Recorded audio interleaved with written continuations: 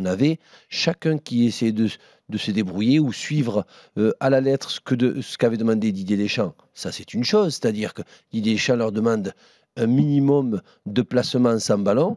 Et après, bon, ben, c'est l'intelligence de jeu de chaque joueur qui font qu'au haut niveau, ben, ils apportent la solution à la réponse quand ça ne va pas. Tu ne vas pas suivre exactement ce qui était prévu si, entre-temps, l'équipe adverse, elle, prend le dessus sur toi physiquement, techniquement, tactiquement et te fait tourner en bourrique. À toi de trouver les solutions. Et là, je me suis rendu compte, peut-être spécialement que sur ce match, ou alors tout le monde était sain, qu'on n'a pas eu cette pensée un petit peu collective pour trouver les solutions. Et là, c'est un niveau footballistique où on apprend, et ça, les Hollandais, par contre, ils ont cette force-là, c'est que déjà, dans les clubs comme l'Ajax, comme le PSV, Eindhoven et tout, on leur apprend déjà très jeune ça, c'est-à-dire que, bien sûr, tu te sers ta technique, bien sûr, tu as le physique qui est important, mais le plus important, c'est l'intelligence de jeu que tu dois fournir et toujours à se poser les bonnes questions pour avoir les réponses.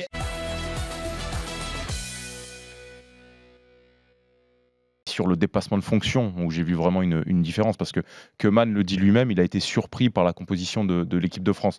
Donc on peut penser qu'ils avaient mis des choses en place durant la préparation de la semaine pour ce match-là, mais que justement la France a aligné un 11 auquel ils n'étaient pas préparés, et les joueurs se sont adaptés. C'est-à-dire que quand tu as Nzonzi, Matuidi, N'Golo Kanté, plus Varane et Kipembe, tu te dis, on va essayer de passer quand même plus sur les côtés, là où on a ciblé quand même les points faibles de cette équipe. Memphis a senti le coup en dézonant beaucoup sur le côté, en essayant de faire des surnombres. Et on a Wijnaldum et d'autres qui se sont projetés, qui sont arrivés en tant que joueurs lancés. Et ça crée énormément de problèmes dans la défense française. Cette équipe-là, elle peut évoluer dans le sens où c'est pas très compliqué. Essaye juste de monter la hauteur de ton bloc. Essaye de récupérer le ballon un peu plus haut. T'as des chasseurs terribles au milieu. Laisse-les s'exprimer. Laisse-les, là. Laisse-le, N'Golo, là, aller chercher le petit De Jong. Laisse-le. Il a été sur à 40 mètres du but. Il allait chasser Messi. Messi, il l'a pas passé une fois. Laisse-le aller chasser. Laisse Matuidi y aller.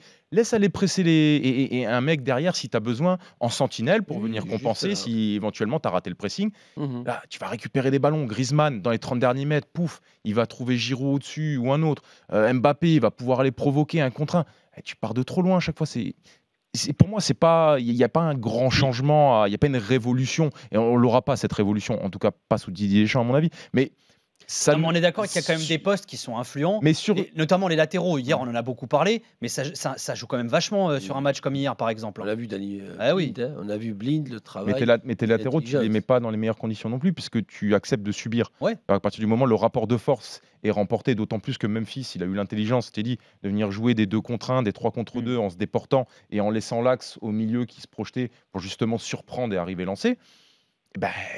Les latéraux, ils sont forcément en difficulté.